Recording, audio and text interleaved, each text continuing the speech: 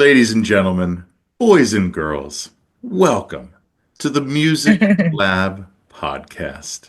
My name is Dogg, and I'm so excited to be back with all of you for another episode of the podcast. Don't forget to like, follow, and subscribe to our YouTube channel, our social media pages. That helps us and helps the bands and artists like Courtney. Also, check out our sponsor, RAR Outfitters. That's RAWR, outfitters.com. Don't just wear RAR. So, ladies and gentlemen, thank you all so much for being back for another episode. And today, we have, like I told her before we started, if I listed all of her accomplishments, it would take 20 minutes. So Oh we're going to talk gosh. about them individually. But Miss Mhm. Courtney Santana, welcome. Hi, how are you? I am wonderful. So, Good. Austin, Texas, for the last 5 years downtown. And where hmm were you before that? We lived in Northwest Austin. My kids, I raised them there, and they went to all the Northwest schools like Wells Branch, 183, Anderson Mill. That's where, they went to school. And when they graduated and went off to college, I was like, okay, it's time to move around. And then COVID happened, and I got this wild hair to move downtown. So I love it down here. I love where I live. So, what is the biggest thing that you, other than like population, what is the biggest thing that you've seen change in Austin? Oh man, and that's a good question because I've been here since I was in college. So we're looking at early 90s.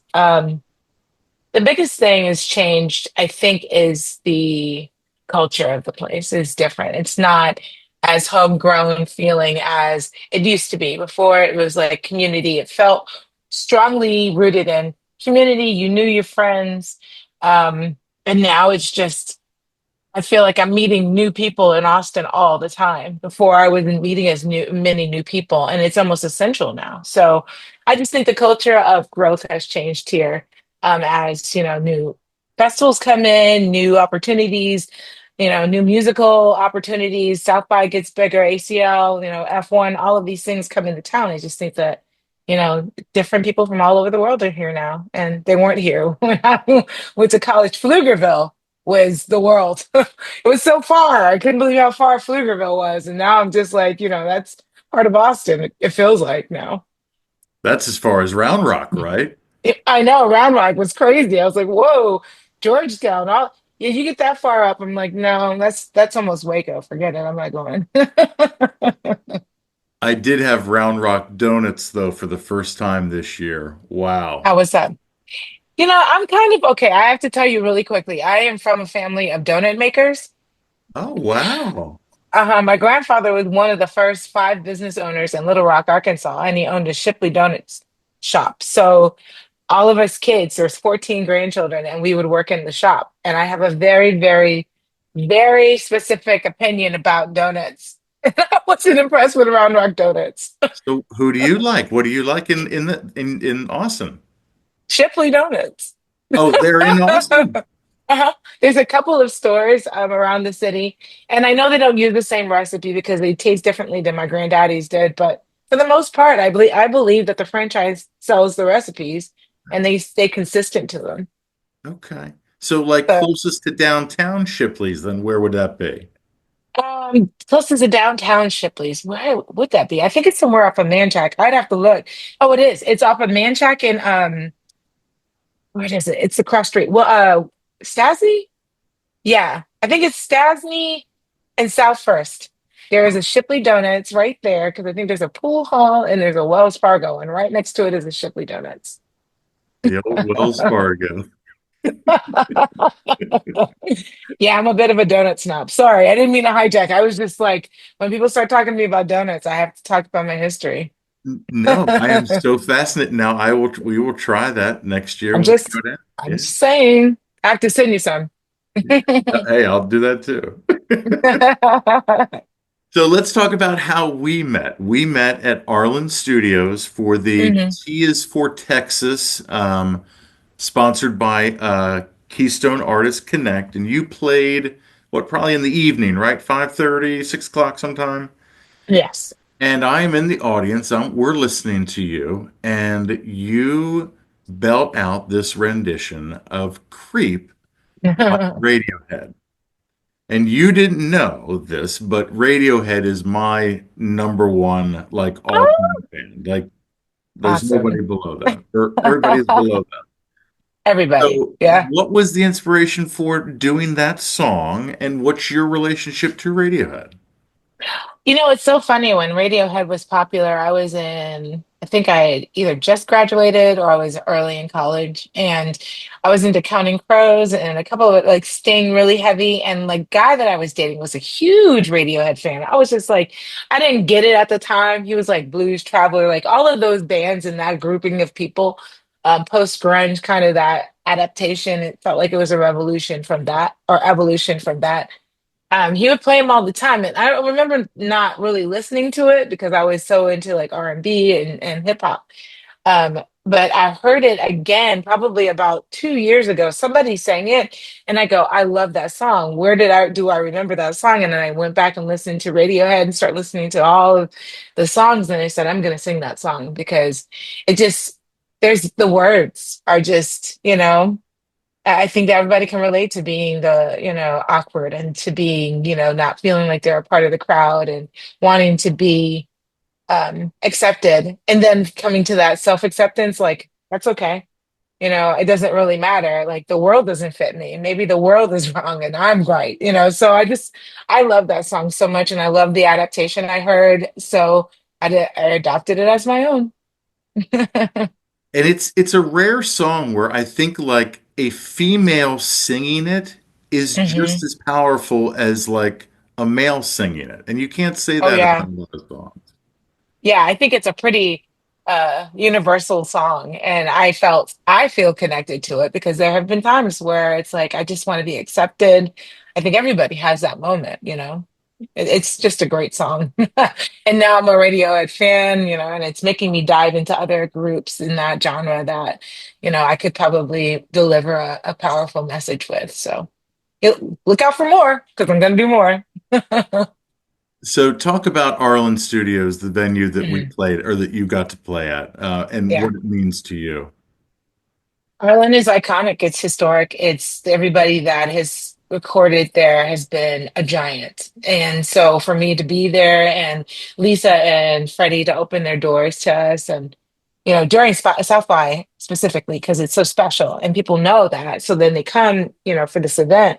And I'm like, well, I'm going to meet new people from all over the world that want to see the inside of this, special, special historic place. So, I'm honored. It feels like, one of the like Pedernales with Willie and Abbey Road with the Beatles in London. Like I'm hoping to get to go in there.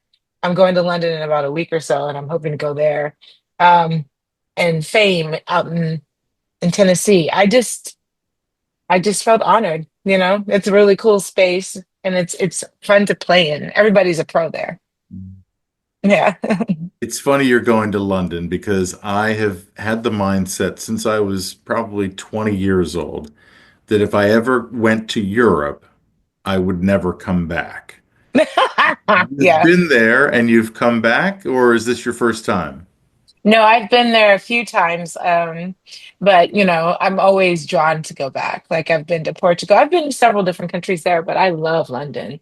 And I'm going to go to Paris first, and then I'm going to London, and I love it. I try to go at least once or twice a year. My best friend is there, so I like to go. Okay. What is it about Paris and what is it about London that make those cities unique in and of themselves? I think Paris, I'm going for a very special reason this time to go to Paris.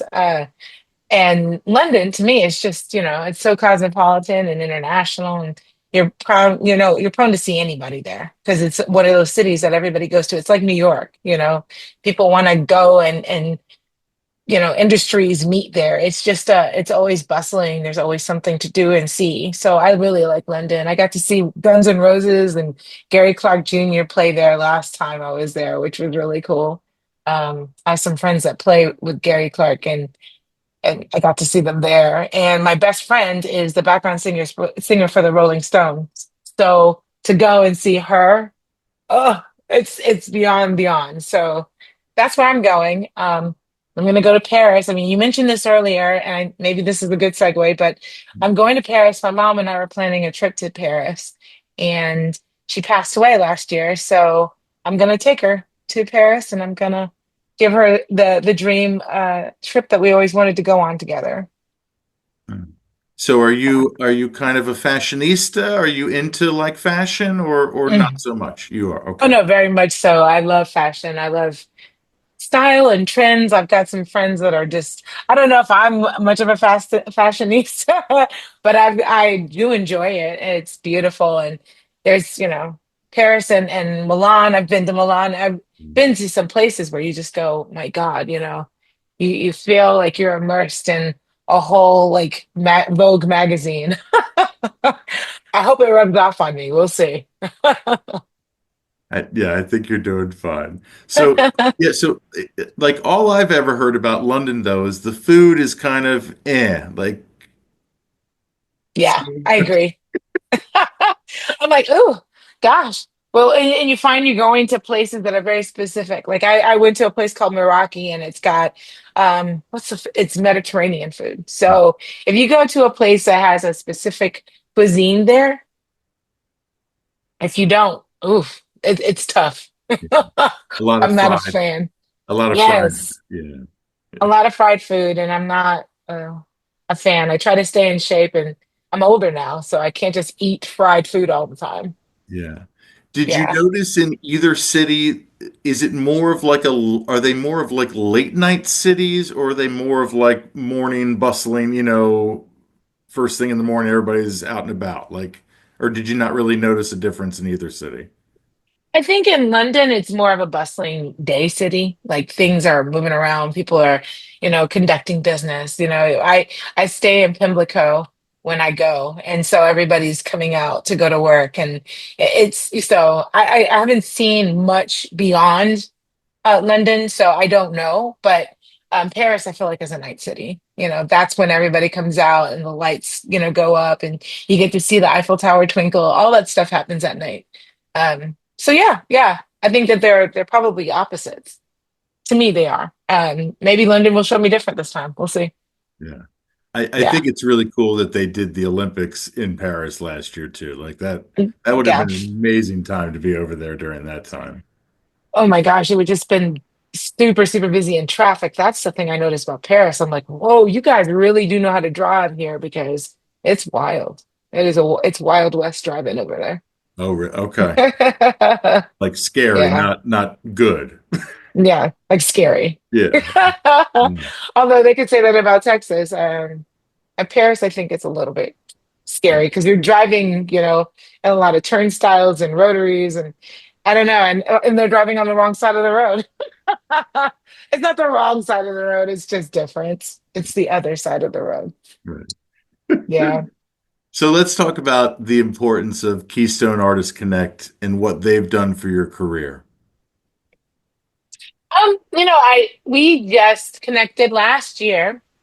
And I find that they are some very connected people. Like I find that, they make opportunities for, some of their artists to really get out there and be seen. I did their Americana Fest event at the Gibson Garage last year, and that was really, really cool. Just being, part of the Gibson legacy and learning about Mary Ford, which is really cool, his, Les Paul's partner, um, and how she was so instrumental in like how guitars were made. I don't think people even know that story, but she was very instrumental in how the Gibson guitar was made. She's a big, big name for that. And I think that Keystone gave us an opportunity to learn more about her.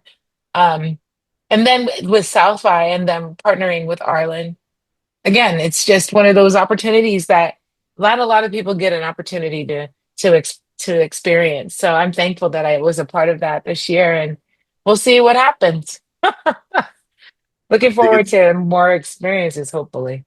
I think it's hilarious that you said that Mary was instrumental in the guitar. And I didn't even notice I did it. There it Okay. is. You are She's just, funny. I am punny and I don't even know it. Yep, there it is. So let's talk about somebody that might not be punny, but you got a chance to meet Lucinda Williams. Tell the hmm audience about that experience. Yeah. So Lucinda, man, so I sing on the Outlaw Country Cruise. I have now for 4 years, and Lucinda is a staple there. She's played that cruise. I don't know how many times, but she's been there every time I've been there. And we have an artist party that everybody goes to after, like the first night of shows. And she's just such an icon. She's so special that when I walked in the room, I was just like starstruck instantly because she's phenomenal. She's just that person and she's been through so much and she's this rock and roll, like, like fight the system. She's a feminist power. She's just all those things. So you're overwhelmed by her energy. And I walked into the party this year, and this year I said, I'm going to say hello. I've seen her 4 years in a row, and this year I was like, I'm gonna say hello to Lucinda, and we talked for 2 hours. It was amazing to just sit and talk to her because she just put out an album of all a lot of the Beatles Abbey Road songs.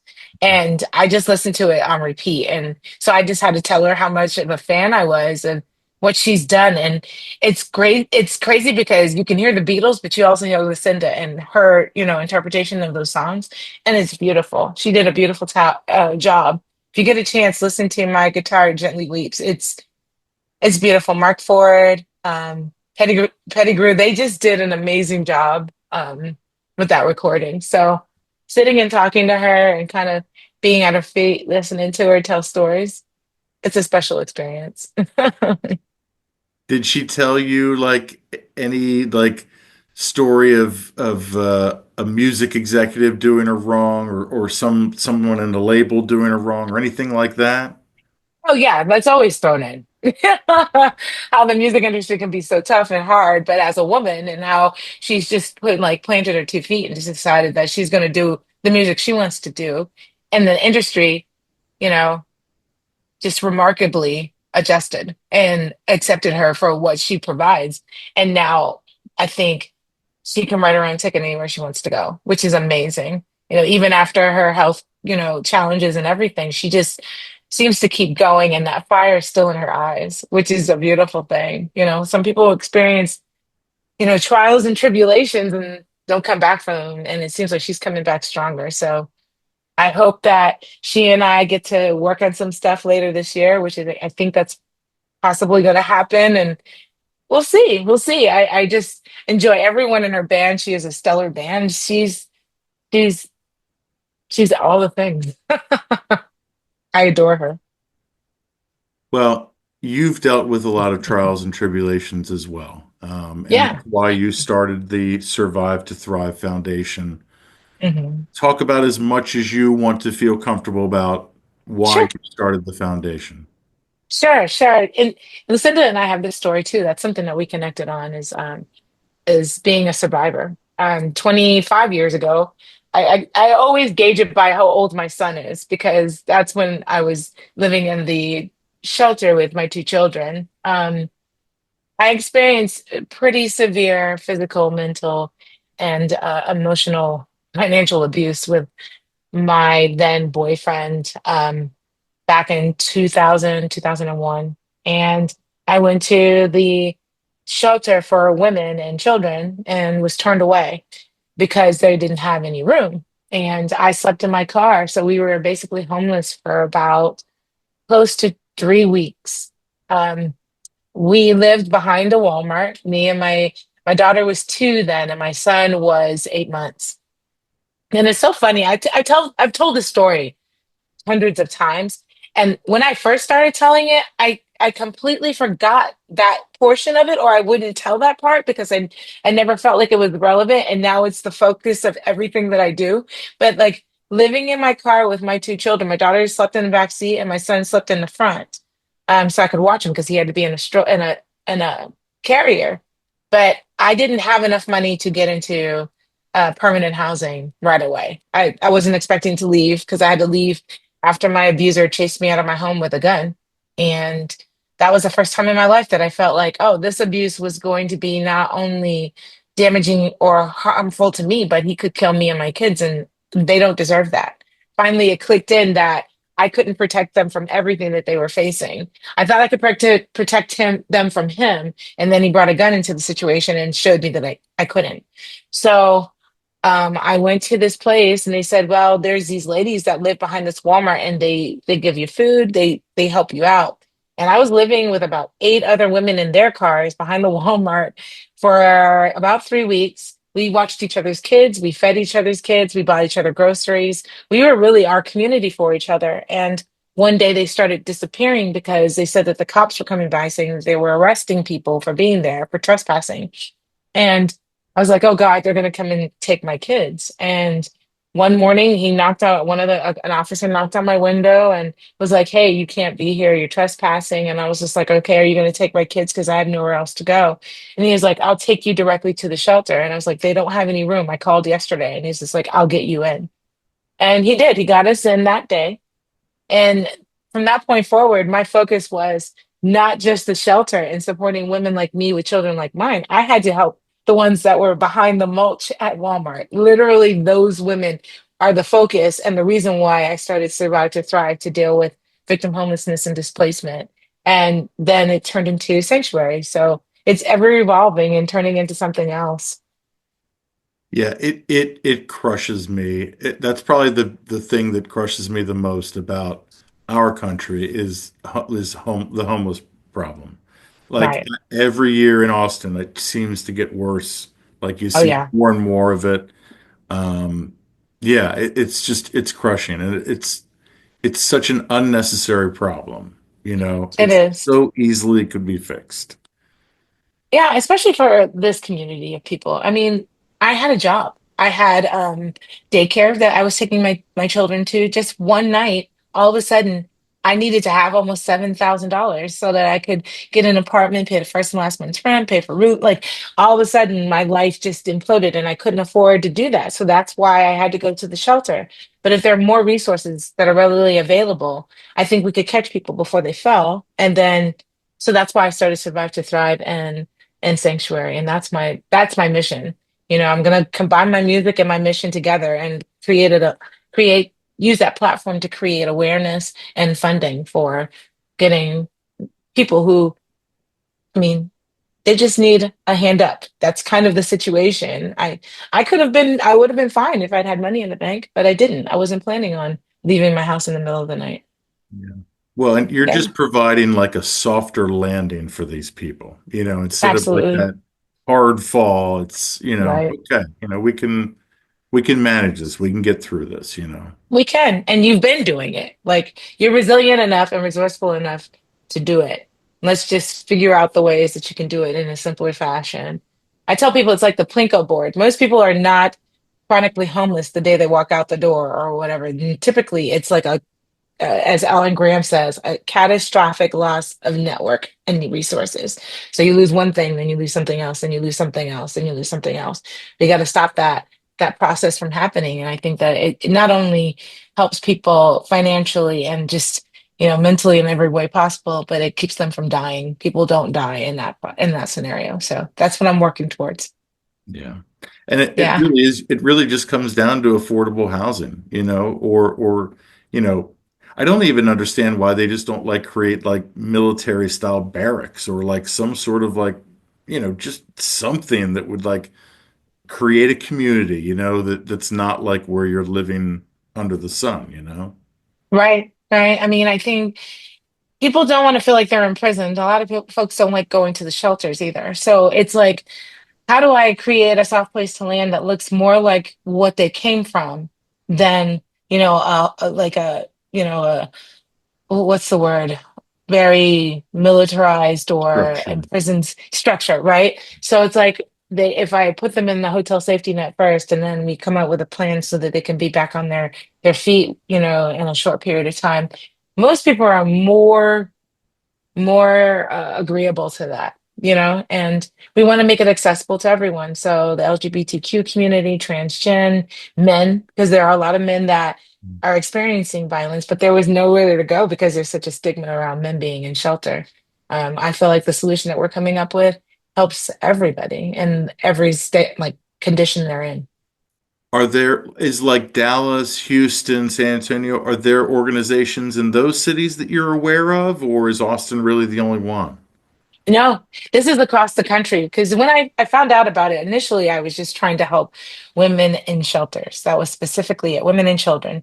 And then I figured when I would do like speeches and stuff, people would say, "Oh, that's great." But when I went to the shelter, I couldn't get in. So I did some more research and I realized that in Texas, it's close to 50% can't get into the shelters when they go. And then if you go nationally, there are so many unmet requests in each state. They put out a census every year, and I think that the number went up last year of unmet requests. So it's folks going to the shelter in every state that will not be able to get into the shelter because they're full. Period. There's just no capacity. So the answer is not to create more brick and mortar or more buildings. It's how do we creatively create capacity so Mhm, that people can get, into safety faster. And that's what I created with Sanctuary. mhm. So Mhm. the boyfriend that caused all the trouble for you, what like was he when you started dating him, was there something different about him compared to your previous boyfriends, or what made you hold on to him as long as you did, if you don't My mind? daughter. No, I don't mind asking. I got pregnant with my daughter very fast. And I came from a single parent household. And I just remember feeling like I was missing out because I didn't have my dad around.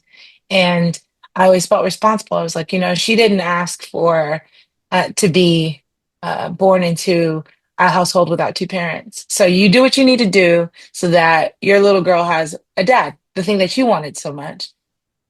So once I got pregnant, I was committed to the idea that I was going to stay with him and try to make it work. But once I got pregnant, the abuse heightened. It grew. It got worse. Um, and then when he asked me to marry him, it was terrible. It was the worst. So that started the process of me trying to get out. And eventually, after he went to jail for two domestic violence charges for me. While he was in jail, he came out and he asked me if we could work things out. He came over for dinner. We were talking and things were going back down the road of me getting back together with him. He went to the bathroom. I picked up his coat and a gun fell out. So I went, I got my kids, and that's the day I went to Walmart. So, I mean, you just never quite know, what is going to start the abuse cycle for you. But I just feel like there needs to be more options so that we're not becoming homeless for making a brave decision. Yeah. So how long did it take you to start feeling comfortable dating again then? Um, Probably 2006, 2007. Yeah, around that time. I just I felt like my responsibility was to my kids. I felt like, right now it was like you have to build a stable, solid home for your children. That is your responsibility, and no one's going to take them from you. And you've got to love them through this. So I just hunkered down and worked a lot and got back on my feet, rebuilt my networks, and decided that was my focus. And then I got married to my first husband. I can't remember what year. That's how memorable it was. I think 2004 or five. Yeah, 2004. Okay. And um, we were married. He's a good guy, just not my guy. And I got married to my second husband in 2014. Okay. So it took me some time, but it wasn't based on the abuse. It was based on me, stabilizing my family. Yeah. So at what age did you have that conversation with your children about what happened with them? They were in their early teens. I'd say, yeah, because both of them were smart enough to ask me, why didn't you tell us?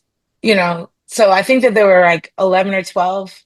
My daughter's 2 years older than my son. So If he was 11, she was 13. I think we were on junior high, and I was already like things were stable. And it was right around the time that I started really doing a lot of work with domestic violence and started telling our story publicly.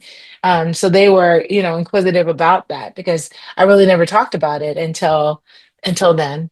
And I went to a church where they talked about us sharing our 100 word story. I'll never forget this because I'd never shared the story before, and I just started writing out what I had been through. Was my testimony in 100 words. And that just kind of propelled me into this thing. Well, now you have this testimony, you have this story.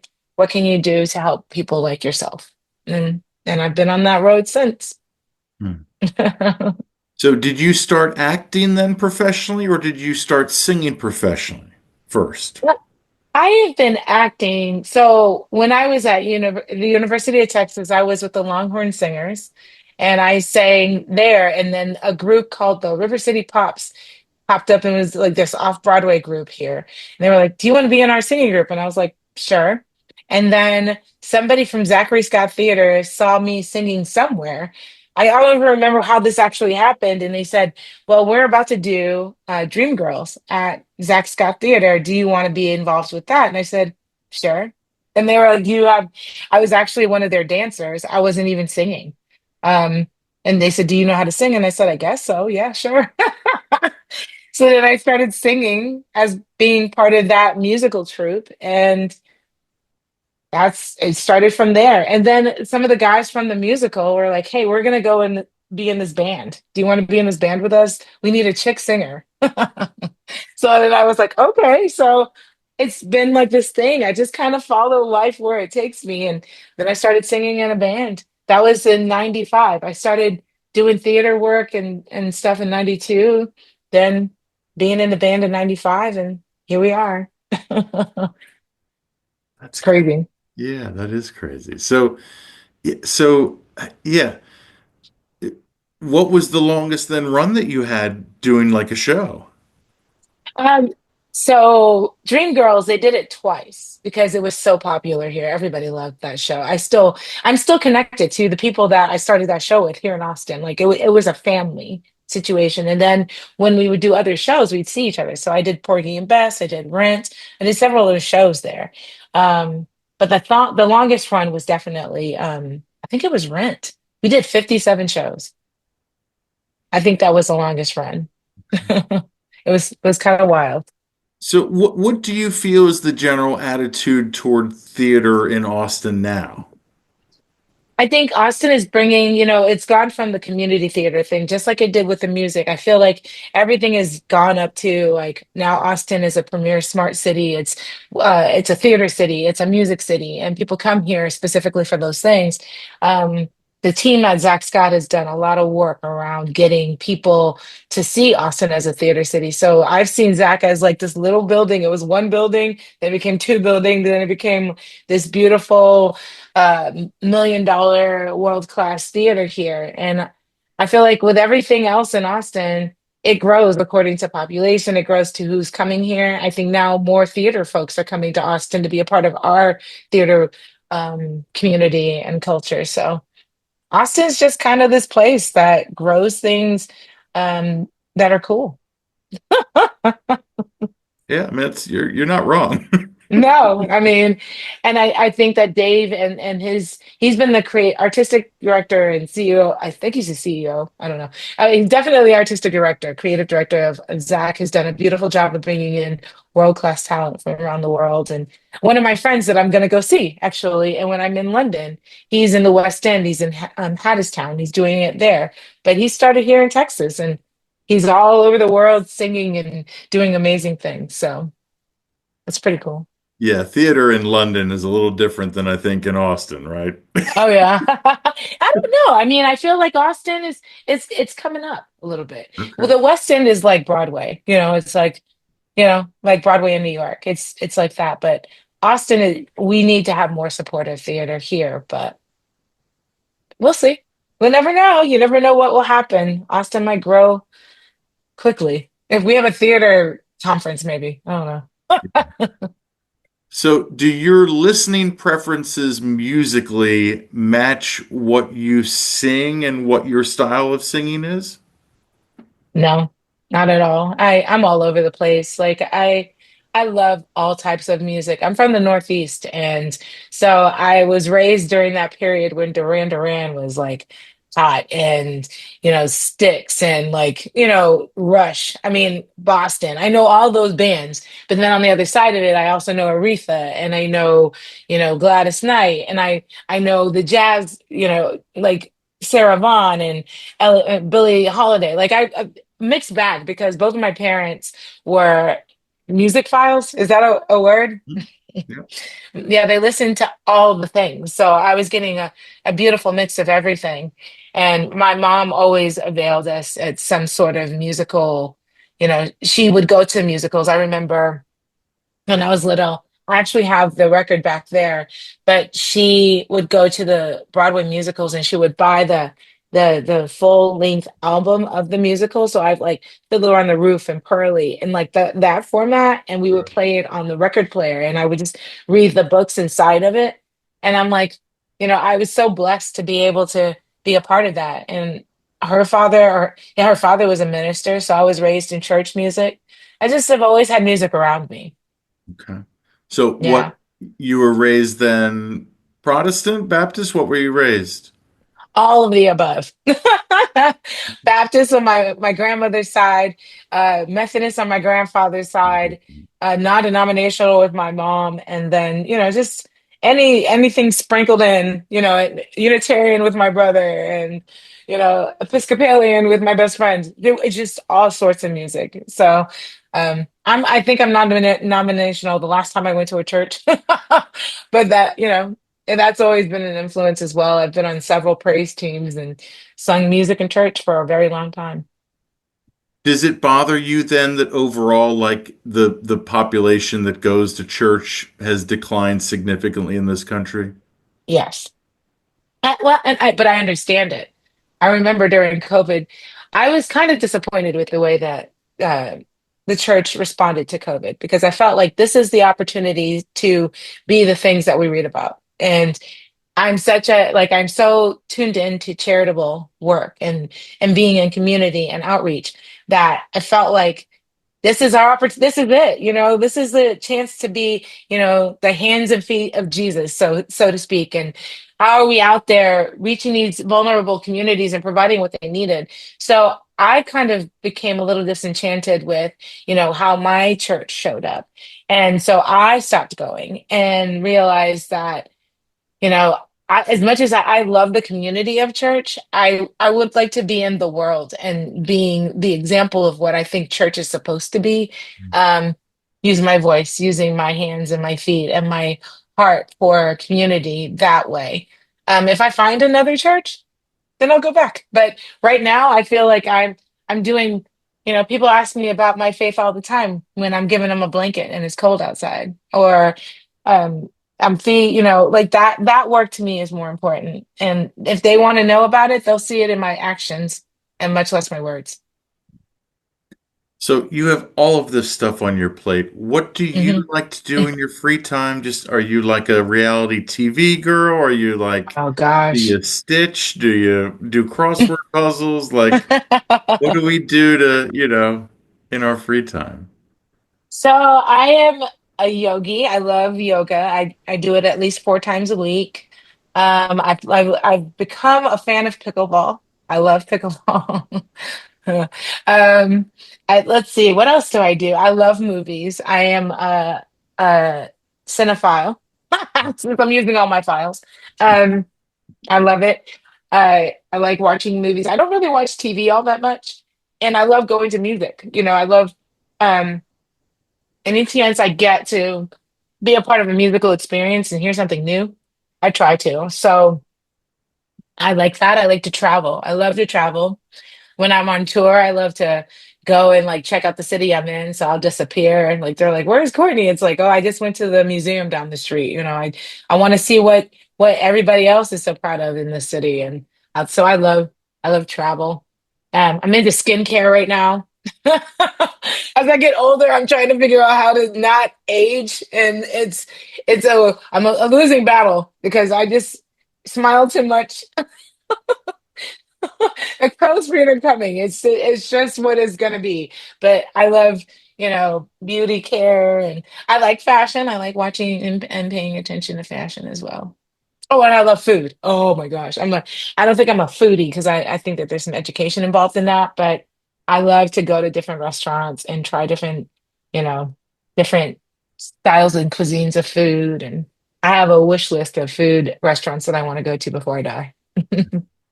You were kind of jovial about the trying to look young and all that stuff, but I mean that's a legitimate concern, right? I mean, talk about It to the is. audience, you know, why we put so much pressure and so much in, yeah, Yeah. you know what I'm talking about.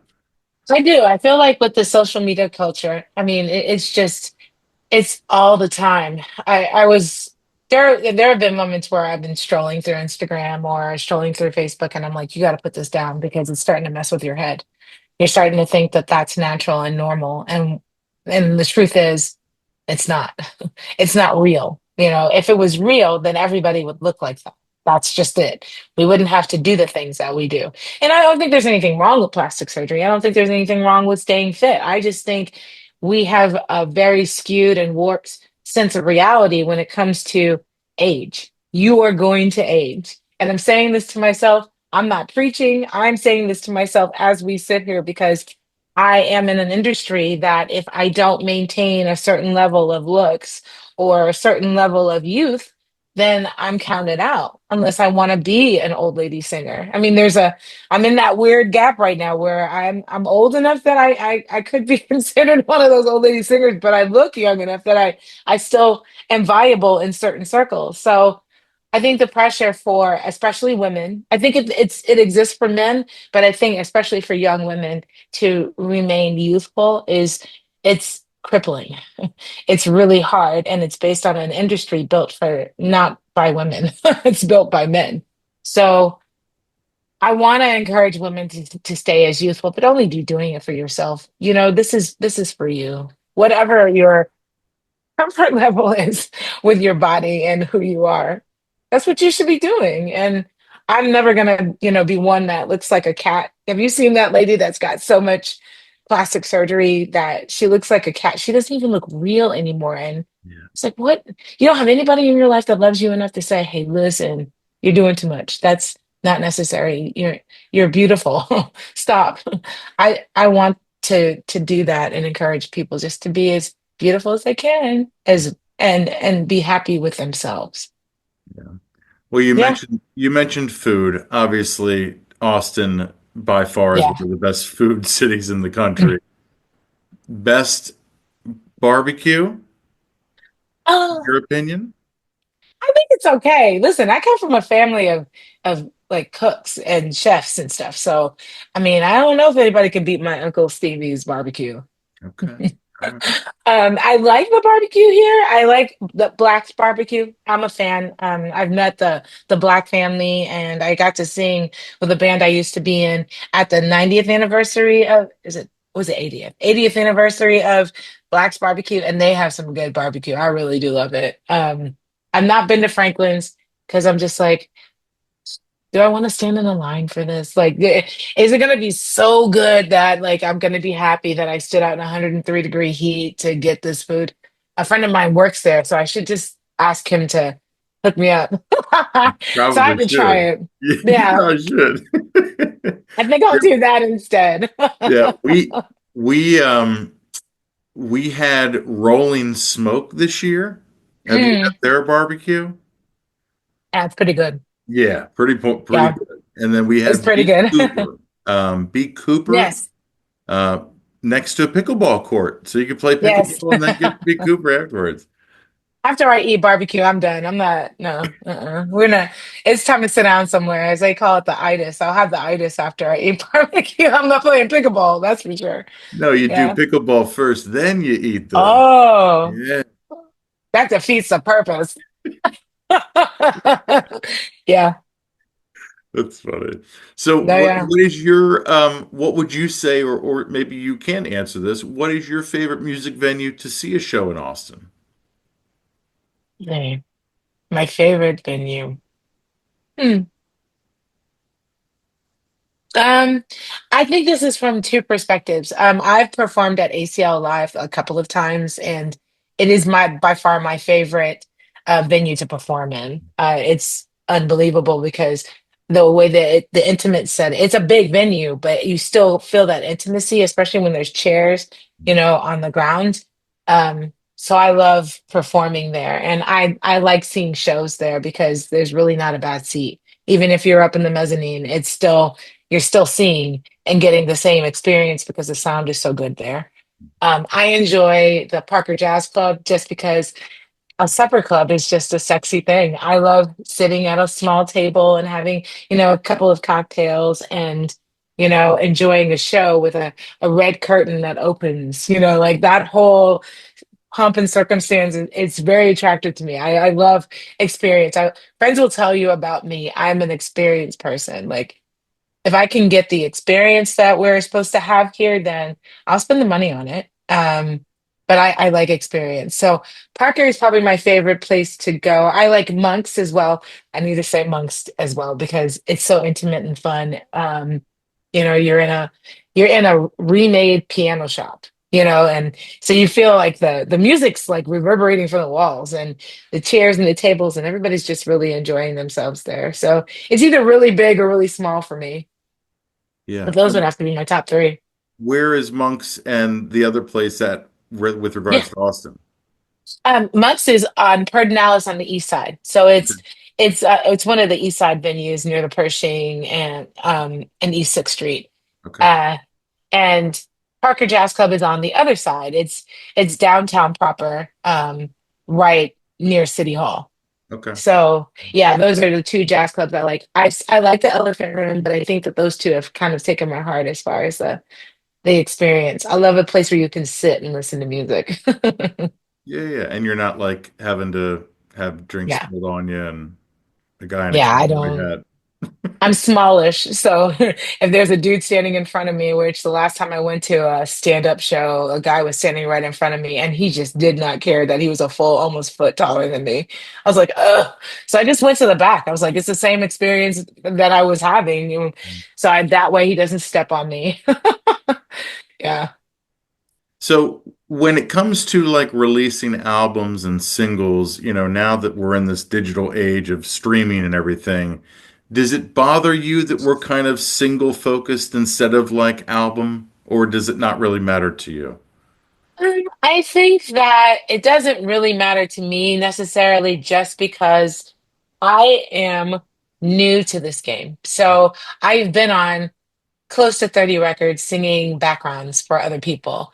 Now that it's my turn, it's a challenging but exciting opportunity to see how people react to your music depending on what it is that you're putting out. So putting out a single to me almost makes more sense than putting out an album because you're building, fans, you're seeing what the market will bear, you're seeing how people are listening to your music. It gives you more time to analyze that data. And since data is my life, I spend a lot of time with it. And I really do enjoy that whole process. It's new. It's new. And I'm going to put out a vinyl album, but I'm going to put out singles first. Yeah.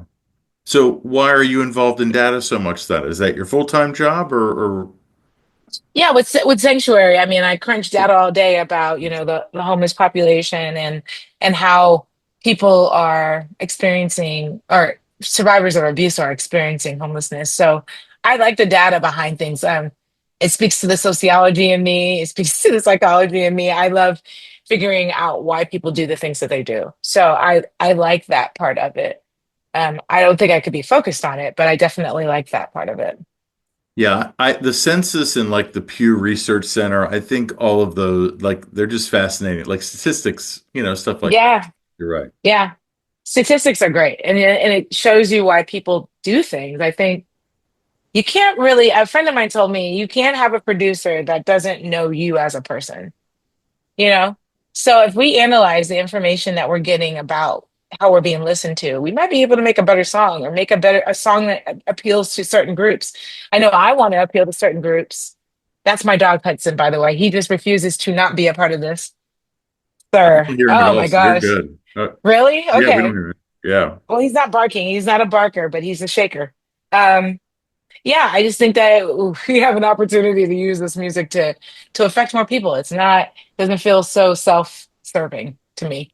Mhm. Yeah. So bands and artists that you have backed up for, Mhm. any good stories, any experiences that you want to share, things that you might have learned, that you took with your, now that you're doing your solo career? Yeah, I think it's the most recent one. I was with Shiny Ribs for 3.5 years.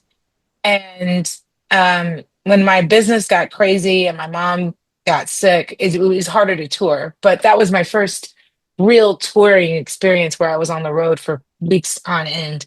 And it taught me a lot. It taught me that I like to travel. It taught me that I don't mind being in a coffin bed for 3 weeks.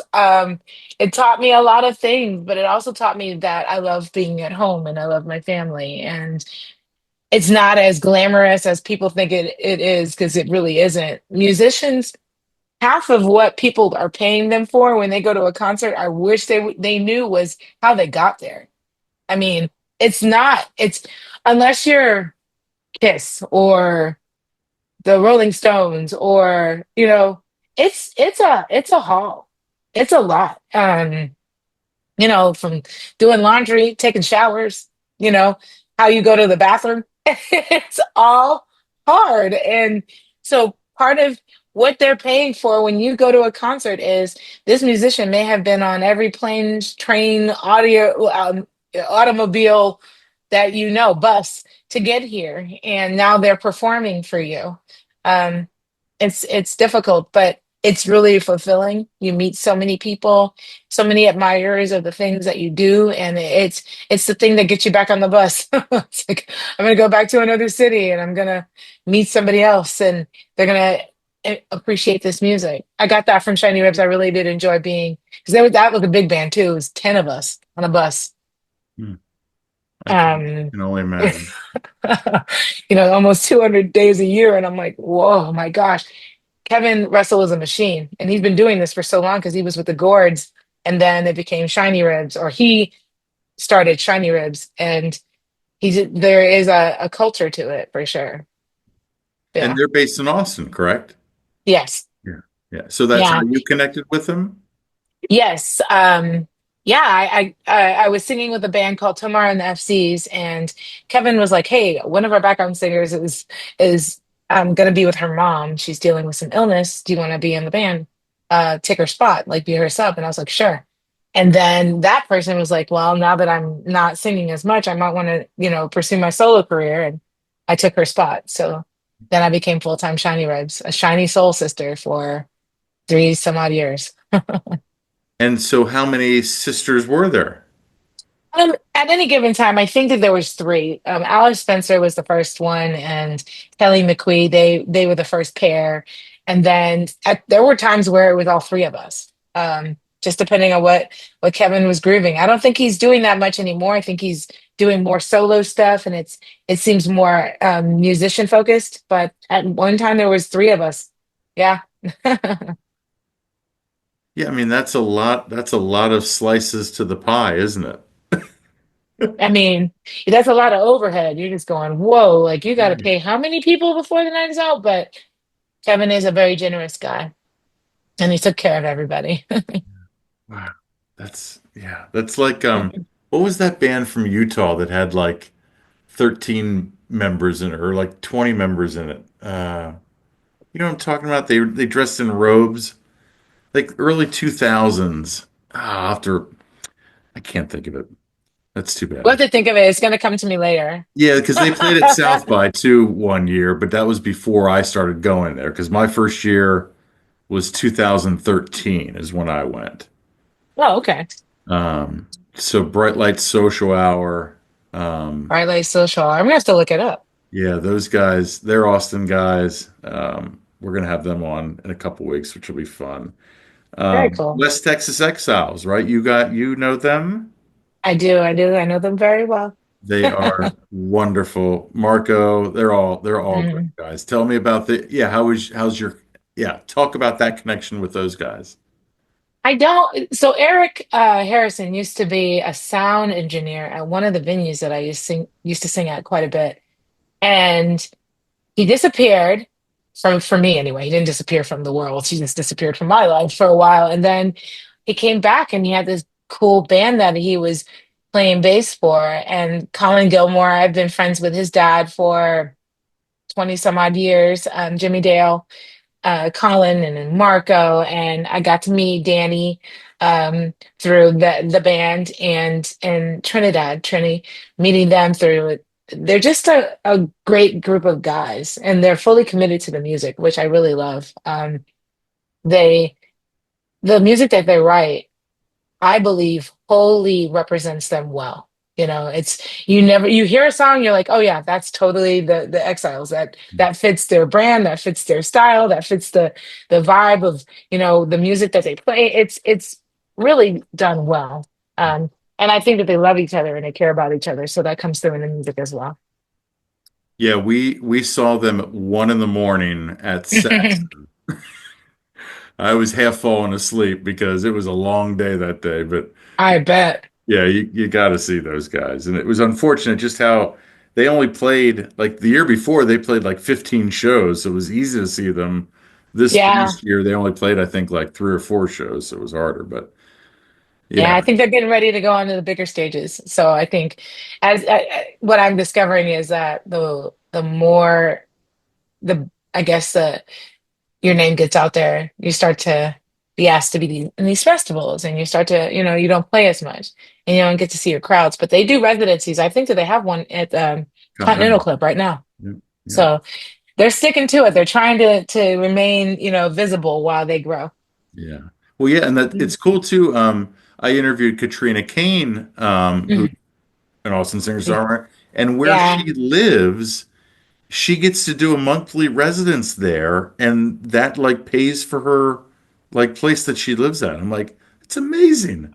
it's brilliant. And if they would just let musicians do that, come Yeah, on now, raise the rent of everybody else. But the little perk is you get to get live music whenever you want it. yeah, That's awesome. yeah, yeah. She Yeah, does it I every love Thursday. Katrina. Yeah, yeah, she's Yeah, great. he's a good So one. I want to talk about you played Americana Fest in Nashville. I want to talk about what that Hmm. city means to you and what Yeah. playing that festival meant to you. I was when I thought maybe I was going to move out of Austin, after, my kids moved out and I was, alone and it was just me and the dog. And I was like, well, am I gonna stay here? Like, is this an opportunity for me to go and try something different? And so I immediately looked at Nashville because, I'd had this idea that I was going to put out an album of my own. And I didn't know for sure if it was going to be R&B and jazz because that's where I'm rooted is R&B, jazz, and soul. Mhm. But then the more I started listening to Americana music and rock and country, I was like, wait, like this could be an opportunity. And it seems like, Nashville is the epicenter of that. So I started going um, to this festival down in Mexico with these guys that are from Nashville. And they just built this little community for me. I am very grateful to this crew of people for like starting my Nashville family because then when I said, hey, I want to go and do a gig there, they were like, oh, do the gig at this venue or do a gig at this venue. This is the guy you need. They just started to open the doors for me. And I'm very thankful to the Tropical Cancer Festival for creating that community for me because now I love Nashville. It's my second home. I spend a lot of time there. I'm there at least once a month, and I've been gigging there quite a bit. And I feel like my community is almost as strong as it is here. It can be stronger, of course, because I've been here for so long, and I got theater connections and all the other connections. But it's getting there, and I don't think all my musician friends are like, no, don't move to Nashville, just play here. And I'm like, okay. So I'm gonna stay in Austin for a while and see how that goes. But when I went to Americana Fest and like being a part of it the first year with Jesse Dayton, I was like, oh wow, there's another festival. It started to open my eyes to different venues and different opportunities to meet people. So I love Nashville quite a bit, and it's my second spot. Yeah, I've only been there once, but I we Yeah, it's I got to get back there. I've met enough people through doing this that live down there that, it Hmm. probably would make sense to make a trip down there. Yeah, yeah, yeah. Eventually, you might see me there. I think that Nashville is calling. It's just not calling me quite yet. Right. So do you feel like a path like toward like more country and Americana compared to rock would be where you're kind of looking, or not necessarily right now? No, it's interesting because I love rock music and I obviously like dig my feet in when I'm singing it. The vibe feels good to me, but I still have that in the back of my head like I want to mix in soul. It's still there. And so I started what I think is my genre. I don't know if iTunes or Spotify will ever adopt it, but I call it Afro Americana. A friend of mine was like, "That's redundant." And I said, "Well, I don't think it's redundant. I mean, but it might be." I feel like it's a mix of soul and country and rock. Um, you're gonna hear all the influences in what I'm doing. Also, like my Louisiana and Southern roots. You're gonna hear that all roots music. You're gonna hear it all in there. Um, I will say that Kevin Russell from Shiny Ribs did give me an education on a lot of music. He's a historian.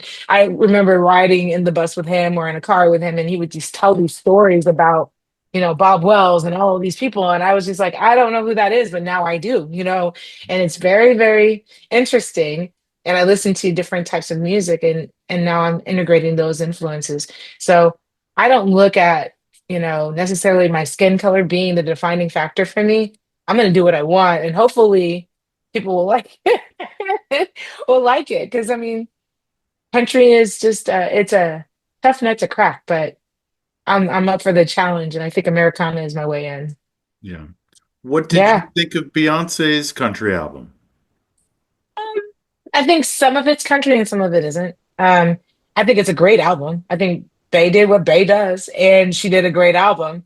I think she she had some things stacked against her that people don't really talk about. And so when she won that Grammy, she deserved it. And I think that, any backlash she's getting for it, I think it's short-sighted just because you don't you can't you got to walk in everybody's shoes before you start criticizing and judging what they're doing. I think she was making inroads for people of color to specifically Black people to be in country again because we were in country at one point a lot, and then music changed and genres changed, and now here's a new opportunity for us to get back in there and do the music that we love. I love country music and I have for a very long time. I love Americana music, but I also love hip hop. I told you, I'm one of those Northeast kids that was getting all the music all at once. And so it's inside here. And I want to record it and share that with the world. So thank you, Beyonce. I appreciate you because I think it would be a harder road to toe if she hadn't done what she did. And I think there is a little bit of a double standard because Hmm. if you think about this, when Taylor Swift started out, she was a Yeah. country artist. And Right. then, basically trans over to like pop and, so Hmm. it for an artist of that caliber to change genres is not unprecedented. And for her to do a country album, like do the fuck you want, whatever you want to do. Like, Yeah, yeah. I mean, that's the reason I say, like, I think that it is based on the fact that Beyonce is a woman of color. yeah. If she wasn't, then we wouldn't even be talking about it. And that's why I'm like, you gotta, when somebody makes a sacrifice, and I feel like she did sacrifice a lot for this, but she did what she wanted to do. And she's making a statement by doing the things she's doing. I think she's doing a rock album next, which I'm like, you better get out there and do it, girl, because I'm gonna be right there behind you. I love it. Um, bravo, bravo to her because I'm sure it's not easy, and I'm sure you have to. And she self-funded a lot of things. Like, come on, man. Now there's room for everybody at the table. Let us all sit down and eat. We can all eat, and it doesn't really matter what color you are or what gender you are. It's just about the music. It should be anyway. Yeah. A great song is a Mhm. great song, right? There it is. And whoever sings it, I'm singing Radiohead. Come on. It's like you said, a woman singing that song. It brings something different to it. So why can't we just all do what we want to do and allow people to experience it the way they want to experience it? Well, and Yeah. the one thing that has been such a blessing and such a great thing for me to see is especially the last 2 years at South by, there's Hmm. been so many female fronted bands, like Yeah. so many, and a lot of rock bands too, not just Hmm. like, singer-songwriter, pop, stuff. It's great to see, like it's a long time coming. It's wonderful. We've been back there. It wasn't that movie. It's How Many Feet from Stardom, and it talks about like Lisa Fisher being, you know, singing behind the Rolling Stones and Sheryl Crow singing behind Michael Jackson. We've always been there. Luther Vandross singing behind. I can't remember who did he sing behind. Oh shoot, I'm gonna kick myself later. Yeah, Luther Vandross. something with the Utah band. Yeah, he's saying behind. I mean, we've just always been there. So when Yeah. you go to the lead spot, it's a pretty special experience. So I'm really excited. There's a band in Austin called Parker Woodland. If you get a chance to listen to them, We had him on the interview. phenomenal. Yeah, we had him on. Yes, Yeah, I love Erin. Erin is that's amazing. Yeah. she's a fellow freedom fighter like me, and her spirit, just to watch her on stage, I was screaming the entire time. And I was like, you need to stop screaming because you got to go and sing on stage here in a minute. I love it. I love the force. It's a beautiful thing. Yeah, I was afraid she was going to hurt herself. Falling all over the stage. You at the Sonic Guild? Were you at the Sonic Guild deal? No, no, Did no, you get to no. But Sonic? we saw them at the East Side next Hmm. to Hotel Vegas. Yes. Yeah, yeah, yeah. I like Yeah. that spot because this other band from Austin, Tough on Fridays, Yeah, or yeah, a rock yeah, band, we like them. We've had them on the podcast. So yeah, they kick ass. But yeah, it's good stuff. yeah. It's great to see those. I'm yeah. I'm looking forward to more female-led things. Yeah, yeah, definitely. Yeah. So, but not all of these females that we've talked about has a Mm. day in Austin. Oh my gosh. Ladies and gentlemen, despite Courtney being so modest about this, March 3rd is Courtney Santana Day in Austin, Texas. When Oh I my say that, God. what goes through your mind? Well, okay, so two things go through my mind. Because three actually. The first thing is that's crazy. Why? Well, I know why. I know why it is. I'm very honored by it. I just think it's so crazy because it's just like a day. What do you do during your day? Like is it a normal day? Do you wake up? It's a Wednesday. What do you do? I will tell your followers that I can't break any laws. They don't give me a big check. They didn't give me a key. They didn't give me anything. They just said, it's your day, be great. And then just go away. So I think that's wild. I think it's really cool. I mean, they gave it to me for my advocacy work for domestic violence victims and for being a member of the arts community here, which every March 3rd, I'm just like, it's so weird because it's the beginning of South by too. And I'm trying to come up with something special to do on that day. The second thing comes up is it's also Leslie Cochran. Do you know Leslie Cochran? Have you ever heard of him or No. them rather? Um, Leslie Cochran was one of our unhoused folks that he made it famous. Like he would ride down Congress in a tutu on a bike. Just one of Austin's most famous unhoused people. And he was also an advocate. He was also an activist. He was all of those things. He and I share a day. I just think that's really cool. I love it, Leslie Cochran. And the third thing is when I got another day before I got married to um, Gary, it was Courtney Sanchez Day on March 8th. And then I told him, I said, I got married. Can I have my day still? They said, yeah, but we got to switch it to the third. So I actually have 2 days, but I'm going to only be Courtney Santana. I'm not going to do the Sanchez one. That is defunct. It's wild. I love it, and I love that I have so many musician friends that too have these beautiful days during the year, and we get to celebrate them and talk about how awesome they are and how much. I mean, it is a community here. That's the difference between I think Nashville and Austin is there's industry in Nashville, but in Austin it's a family. It's like a community. So like there's like 10 bands that were coming up at the same time as I was. Vallejo and the Ugly Americans, and Sister Seven. We all came up at the same time. So we all have been in the same bands and we've been like morphing in and out of each other's bands for like 20, 30 years. And we all landed in a place. That's something that's different about Austin now. We don't have that natural family dynamic amongst the bands anymore. Like, I don't see, like, this will be a good example. Ugly Americans would go on tour, but they still had gigs here in town. So they started calling themselves the Atlantic Soul Review, which is the first band that I was in. So we would do cover band gigs while certain members of the Ugly Americans were out on tour. And those spaces, like the bass player, would come from Vallejo and play the Ugly American or play the set. It was just like, oh, well, Sean's out of town, so AJ's going to do it, or this person's going to do it because that person's out of town. That was a thing for a long, long, long time. And I don't think that that's the culture now. I think it's just bands. Everybody's in their own band doing their own thing. Mm. I would love that culture to come back because it's so beautiful to see that now we all have kids and grandkids, and it's weird to see my band family like sex, drugs, and rock and roll, and we're all going to PTA meetings. Like I like that. I think that's a sweet thing. Yeah. I would love for it to come back. Yeah. I want you to talk about it. I want you I want to hear your thoughts on like kind of the destruction of Rainy Street. Because Yeah, Rainy Street back in the day, like there were so many great bars that are yeah. all like pretty much gone now since that all happened. Talk about that. I feel like Rainy Street was a great idea, and then corporate, interest came and swallowed it up. You know, uh, it seems to me like it was well-meaning in the beginning and it was bustling and there was a lot of live music going on in that street. Like I could drive down there right now and there would be music coming from every place.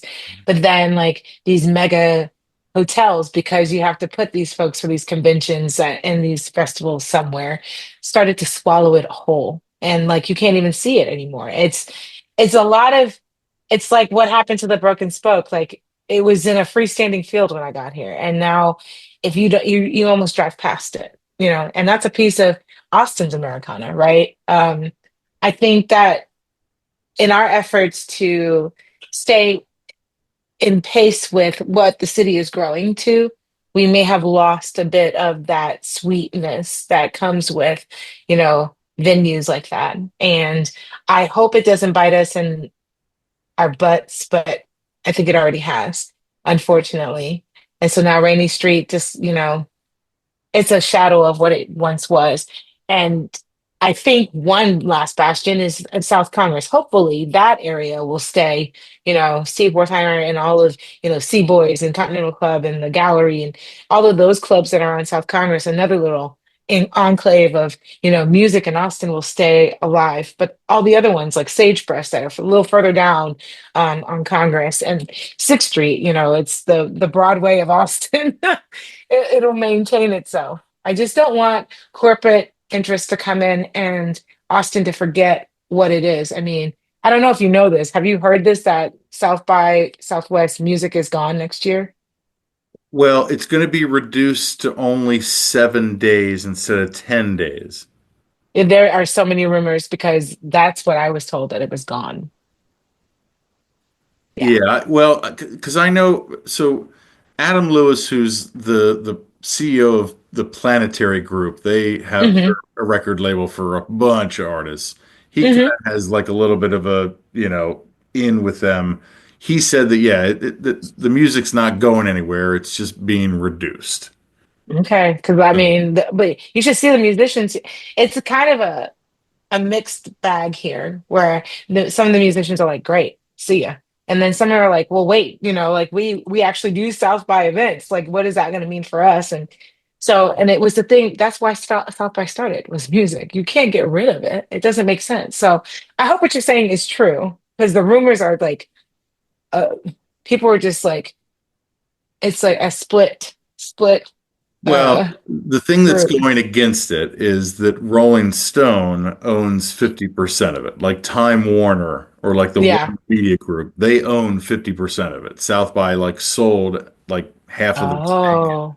So they have Mm. now, corporate America to answer to instead of just being, their own independent thing. So, Honestly, but that's just it. That's why I feel like South by is things are changing, and Yeah.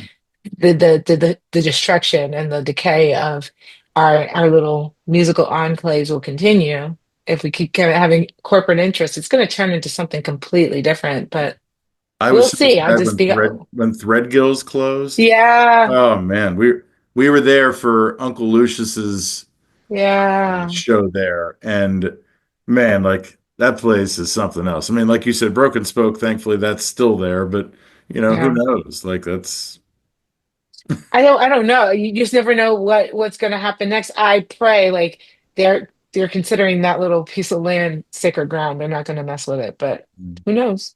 yeah, because Brown's barbecue's down that way too. They're really good. I think you might have a problem with you and this barbecue. I mean, come on, man. No, yeah, Brown's barbecue is actually pretty good too. Yeah. So let's talk about another organization that's in Austin that's doing great things for musicians, Sonic Guild. And you were an Yes, award winner with them. Talk about that and yes. what your relationship with them is like. I absolutely love Sonic Guild. I love the board. I love the founders. I met Colin. So my friend that was is the background. She's the background singer for the Stones. She did one of their first house parties when they were forming Sonic Guild here, when it was Black Friday. And that's when I got to meet Colin. That's when I got to meet Matt Odd, and I was just like, wow, what a great idea. I mean, patron supported, what we all say we need is money. Musicians need money to make music. If you're not signed to a label, which even now the labels want you to bring fully fleshed, albums to them, where are you supposed to get this money to make an album? That's why when you were talking about singles can be done. Albums take time and money. And so for musicians to get music out there, sometimes you have to go that cheaper route. But um when I met those guys, I was like, I want to be a part of this. I just don't know what it is. And over time they started to grow it, and last was it last year? Oh, year before last, I was up for one of their grants. And this happened. This is the kind of magic that happens at Sonic Guild. I was on stage and I did my performance. Like I said, it was the most magical. I love ACL. I love the Moody Theater, and I felt like my body came out of like my spirit came out of my body on that stage. It was so breathtaking. Um, and then they came up and they said, "We're going to give her an $8,000 grant," and I was like, "Yay!" And I was so excited about it. But then people were like, "What? No, we need to give her like the top grant. What's going on?" So within 3 days, somebody came and gave me $5,000 more. I got the top grant that year because somebody was like, "Oh no, that lady? Are you kidding me? No, she doesn't get $8,000. She gets a big. I will make sure she gets one of the top grants." So it propelled me forward. I started making music and writing and working with, really good groups and producers, and Sonic Guild was the reason it happened. That's crazy. So Yeah, just from me performing on the stage, somebody was like, "Oh no, 5,000. Let's just give it to her." I was like, "Word." And then can I get another 5,000? Anybody else got some money? Let's go. We're doing this. Let's do it. It's great. So, did you get to perform at this year's then when at their South by event that they did? I wasn't at the South by event. I performed at their grant event this year. I was kind of one of their MCs. Gotcha. Okay. Yeah. The South by event is at where do they do that at? The Sonic Guild thing. I think they did it at what did they do that? The BDSM, is that it? Like across from Whole Foods on 6th Street there? I'm not sure. I think so. I'm not quite sure because I didn't go this year, but Okay. That's where they yeah. do the Bloody Mary morning too. At the Hmm. GSDM. That's a great. BD. Yeah, I worked at GSD&M a long time ago. It's one of my favorite places in town. Yeah, yeah. That's just that whole courtyard area in the back. That's just a cool Yeah. spot to have. I Yeah. worked there one year that they were doing all the promotions for the Sun Bowl, and Tostitos was our sponsor. So right around Christmas time, you'd walk in and there was this massive, like 100-foot Christmas tree made out of Tostitos and Doritos and bags and stuff like that. And then you walk to that back courtyard area, and there was a big chip, but the grass was green, so it looked like a chip dipped in guacamole. That's why I love that place so much. It's so awesome. So cool. So much great energy in that building. And you can't go wrong with guacamole either. Ever. ever in your life. Never once. So when you're writing music, I want to know, are you more of a lyrics first and then song, or more music first and then lyrics? I think, you know what, that has changed because it used to be when I was in the shelter with my kids, I was encouraged to journal. And I had a notebook. It was a 5-star notebook. It was an orange covered 5-star notebook. And I would just write, write, write, write, write all the time. It was like whenever something pissed me off or whenever something made me happy, I would just write it in this notebook. And then I translated some of those into actual songs. And then I realized the melody was coming to me before I would write the words. So I think I am a melody person first, then words. That's why I like collaborating with other musicians because like when they're playing, I can write along with, the rhythms and like their cadences and we come up with form and it's great. But I think I'm a music first. I didn't realize I was, but I am a music first person. Yeah. Did Yeah. you, when you would, when you were doing theater, did you have difficulty remembering lines, or was that something that came natural to you? Um, I didn't have all that many lines. Most of what I did was either dancing or singing, and if I did have a line, it was like "girl." It was like quick. It wasn't like I'm reading like a whole script because then I would have been in trouble because I can't memorize anything. Yeah, I forget where I put my keys. Like the reason I have a hook on my door right there is because I forget where I lose my keys every day. So no, I don't memorize anything. Really? Gross. Sorry. You probably heard that. Gross. Okay. Sorry. So living in Texas, but Mm. living specifically in Austin, it's such a cultural difference, in some respects, kind of like, how people viewpoint, like daily things. Like, talk about like that difference that you kind of experience between the two Between Texas and and the city of Austin, right. because it's kind of a blue dot in a red, in a red state, right? Yeah, I feel like there are moments where I am in that blue dot. I see that a lot of progressive thought. I got to about 4 years ago speak one of the most amazing moments in my life. I got to speak at the Women's March at the Capitol, and to look out and see 5,000 plus faces talking about legislation and how we have to do policy work around protecting women, our rights, our bodies, everything. It was such a overcome, like I was overcome with emotion. There are a few times in lives that I was overcome. My son was there with me. It was a beautiful, beautiful moment. So I feel like that is a big part of Austin, but as it becomes more corporatized and there's more corporate influence here, I feel like that culture again might be shifting towards um, not so much, we're not hearing the voices of those who don't have voices. And I really want to stay on the side of advocating for those who can't do that. I work with city government, I work with federal government, I've worked from every level. I worked with the Biden Foundation for a year on their task force on law enforcement, just talking about how can we make it safer for survivors to work with law enforcement, just stuff like that. I mean, I feel like Austin needs to get back to this idea of community. I really would love for it to do that because the more money that comes into town, which makes our city greater, don't get me wrong, I don't have a problem with that. I say, though, there has to be a very intentional effort to maintain the pillars and the tenets of the city that made it great to begin with, So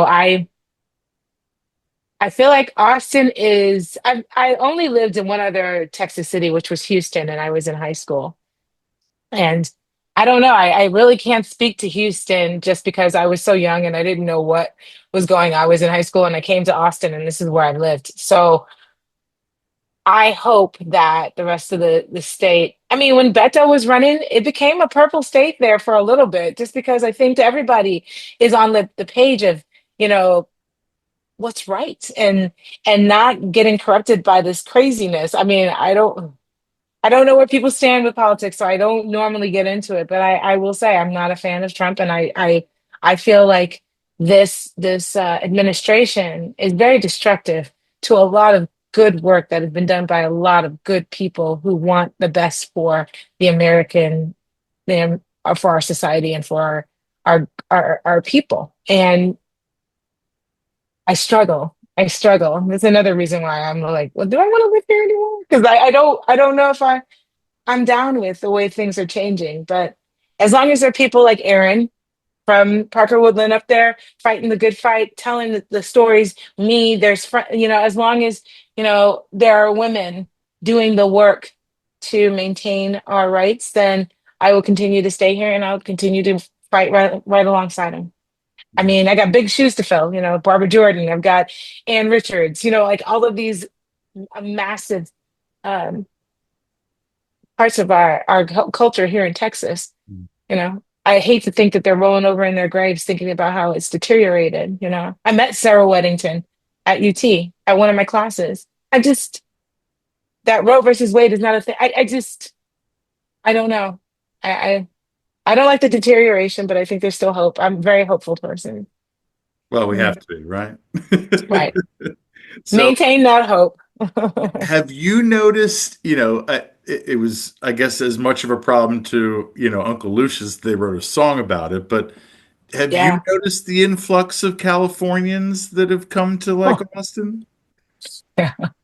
Yeah, yeah, there's a lot of Californians here. I mean, you can come in here and swipe up the real estate. It's like you can get three houses for what it costs to get one house there. And I get it.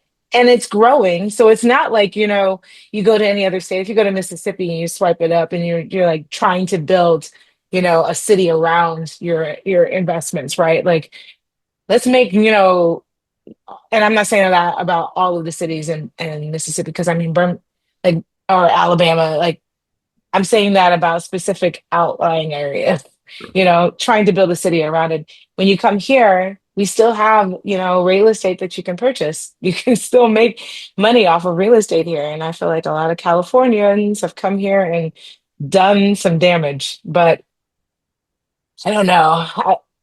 It's good for the city economically. Unfortunately, it's not great for the culture. Sorry, Californians, y'all can go home. We good. All We those love you Angelinos. over there. Yeah, all those Angelinos. We love you over there. Stay over there. So I have never been like, have you ever been down to Corpus Christi and like that area? Like, is that like a cool like town? Oh, my son went to school in Corpus Christi. He went to Texas A&M Corpus Christi, Okay. and I didn't spend a ton of time there because most of the time he was coming up here. He'd bring like 20 of his friends to my house to cook. I was like, I'd open the door and I'm like, "Why are you not in school?" He's like, "Because we're hungry." I'm like, "You drove 5 hours for me to cook for you?" Made me feel good though. He wanted his mama's cooking, so he would come home. Corpus is okay. I haven't been down there to perform in a long time, and I don't think that they have a lot of like music going on there. They have like their local bands, and there's a lot of um, Latino and like Tejano music down there. But I don't know if there's much of a scene. I would have to look into it. I go down to Padre, which is a little further south, and I like to perform there. But yeah, not really corporate. It's not for me anyway. Maybe, Yeah, and maybe, maybe. it doesn't seem like South Padre is as much on the national like level of Mm-mm. like spring break destinations either anymore. Why do you think that No. is? I think it's just overrun. I think that it's like a shoe, it's like you use a shoe so much and you don't do any maintenance on it, shoe wears down. So they need to do some renewal and update and upgrade some of the things that are there. I know it's a party town. So when the party's not there, do some work and build it up a little bit and make it, a little bit better. I mean, I love it. I was just there a few weeks ago for my son's birthday. There's still some really cool things, and there's always the ocean. I mean, if anything, you can just go sit on the ocean. When COVID first happened, we decided to clear out and go to Padre for 3 months, and it saved. Yeah, there was nobody there, which was amazing, and the grocery stores were full. So we never ran out of toilet paper. We never ran out of food. We never ran out of anything. It was great. So way to go, SBI. Thank you. We didn't really feel COVID for those first 3 months. And then we came home, we were like, oh my God, it was terrible. But we had toilet paper from South Padre, so it was fine. That's so funny. Of all the things, right? I remember going, I've never used this brand of toilet paper. What is this? Like it got with flowers on it and it was like paper thin. I was like, I can't wipe my bottom with this. It's terrible. Gosh. Yeah, So, so like at any point during the pandemic, I mean, being a performer like you are, being a public speaker, doing everything that you do that involves crowds and involves, groups of people. At any point, did you kind of like sour on this idea of and like kind of like, I don't think I'm gonna be able to do this again. right, right. It was funny you said I was actually at City Hall when Mayor Adler canceled South by. I was there with a friend. He was a city councilman at the time. I go, hey, where are we going to lunch? I walked in and he was just like, I'm leaving this building. I said, what do you mean? He goes, you're out of here. And I was like, what do you mean? So we get outside and he goes, girl, they're about to cancel South by. I was like, what are you talking about? I remember it so clearly. It was March 3rd on my day. March 3rd, 2020. And I remember sitting there at the Italian restaurant across the street going, that's not happening. That's not real. And it's like, no, they're about to cancel it. And I remember thinking, what is everybody gonna do? Like, what does that mean? What does that mean for the city? What does that mean for our revenue? Like, what does that mean? And he's like, we don't know. But honestly, we can't take that chance. I mean, have you heard what's happened in New Orleans? Did you hear about that cruise ship that literally people can't get off of? Like, it's bad. And I think Mayor Adler made the best decision. It was the hardest decision he probably made the entire time he was mayor. But he made the best decision for the city during that time. So it was interesting. It I was was, down there but when it happened. I must say, like of all of the, terrible things that happened because of COVID, the one thing that it did, and Mm. I'm sure there's more than one, but the one that I really can like connect with is there was a lot of great music that came out of the pandemic. Oh Like yeah, for sure. 2023, 2024, even, so far this Yeah. year, like there's been a lot of inspired and Yeah. great music that's come out. My first single is a COVID song. It's definitely a COVID song. And a lot of people got creative about how their art, that was the thing that affected the musicians the most was no more gigs. Like even with South by canceling, that really doesn't affect the local artists here because a lot of them are just like the South by shuts down for local artists to have residencies typically during that time, unless you're part of an event or you're part of whatever. But like for the if you were playing from another country. I don't even really know how they handled that. But afterward, the loss of, income from losing all of their gigs because, we were sheltering in place was devastating for many. And a lot of them didn't recover very well. I mean, there was federal funds coming through different ways. Mhm. But honestly, I think people are like, okay, survive or die. Like, how am I going to come out of this with some savings? I'm going to live off my savings, but then what if this never goes away? And then, oh, well, then some were like, oh, I'll just start a Patreon and we'll do it online. Like we'll start having shows every week and I'll have people support me that way. And people were so generous because they wanted live music. They didn't want their musician friends to suffer because of the pandemic. And so a lot of creativity, it was a renaissance. If you'll notice, like a lot of artistic, you know, movements come out of these kinds of times when we are dealing with true crisis and adversity. So people are wild, mad, crazy, creative. I know of several COVID albums that came out almost immediately afterward. Um, and it was good. And I think that culture is still there. It's still kind of like it's not a cloud, it's kind of an imprint, like, an imprint on our community. And people are still doing these online shows and they're still now their online presence is stronger. Social media got stronger. Things got stronger as a result of it. Yeah, except everything Yeah. just got a little shittier. Yeah. I mean, there's always a little shit with everything. Shit is a necessary thing. That's true. That's true. So my last question for you, and it's only because I don't have any. How many tattoos do you have? Oh, okay. So I just got a new one. This Okay. one right here. I just got that one. So I have 1, 2, 3, 4, 5, 6, 7, 8, 9, 10, 11, 12, 13, 14, 15. 15 tattoos. And at what age do we get our first? I was 40. Yeah, I went through a little renaissance myself. I just decided so I will share that I was heavy for several years. I was probably up until 2014, I was a big girl, a very big girl. And I just decided that I was going to get in shape. I was going to do the things that I wanted to do with my body.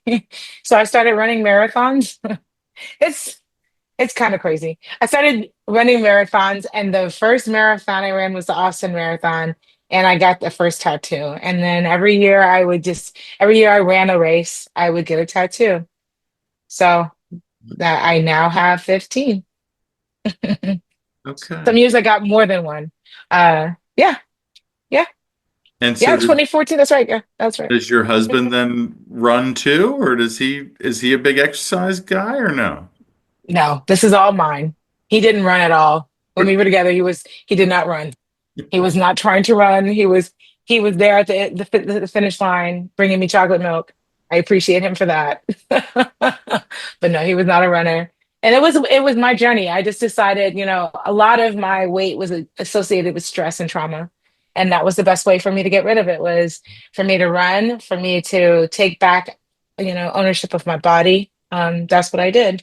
I think maybe I was protecting, myself with the weight gain, and then I was like, but I have all these great things. I went to the doctor once and he was just like, hey, you told me that you wanted to write a book. And I said, yeah, I want to write a book. And he goes, tell me all the great things you want to do. And I listed them all for him. And I was thinking to myself, where is this going? He was just like, oh, okay, well, if you don't handle your weight and you don't handle your high blood pressure, you're hypertensive, you're pre-diabetic, you've got all of these issues. If you don't do that, you will not live long enough to do all the things you just told me. And I Hmm. was just like, well, excuse my French, but it was terrible. I used the F word and I said, I can't believe that you, he was like, but it's the truth. You're living a lifestyle that is not conducive to your dreams. So I just decided I was going to do that. And I got, got into shape and decided that I was going to get tattoos and I was going to start doing wild things. 2 weeks ago, was it 2 weeks? A month ago, I was in Turks and Caicos and swam with whales. I'm just doing wild shit, and it's great, and I love it. Life is to be lived, and I just want to do that. I want to be an example for my kids and for my granddaughter, and yeah, that's good. So when your kids started noticing or when you told them that you were going to do this, like what was their reaction? They went with me to get tattoos. I got this tattoo the other day with my son, so he has tattoos. So does my daughter. No, I meant the weight loss, I meant. Oh, I think it was kind of weird for them because, I had been, their jolly mom that went to PTA meetings and all their football games and their volleyball games. And Sure. now I'm morphing into someone else. And I mean, I don't even look like that person anymore. So I think they were just kind of like, oh, okay, this is our mother now, Yeah, yeah. Yeah, I think it's great. I mean, I think it just shows that you can, at any point in your life, change it, you know? And I have. I wanna live the best quality of life. I've got dreams, I've got aspirations, I have people to inspire, and I have a granddaughter that I want to show her how to live life, just and do it.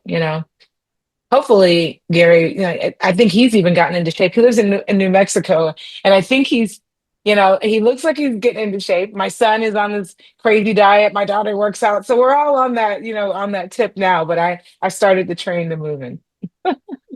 Yeah, I mean, hey, the family that's fit, right?